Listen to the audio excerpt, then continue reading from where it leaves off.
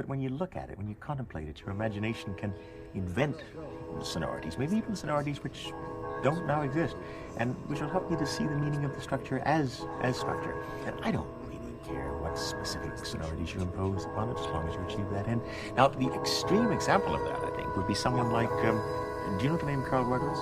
The American? Yeah, who once wrote a piece called Angels, which was originally part of a symphony called Men and Angels, and I played it on the piano one time at a concert, even though he didn't recommend that one should do that, because it was originally scored for 6 trumpets, in fact.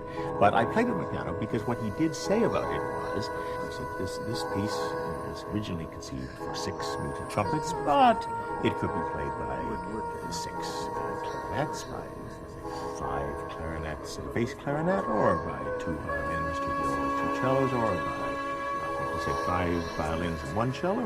How about 4 violins and 2 cellos?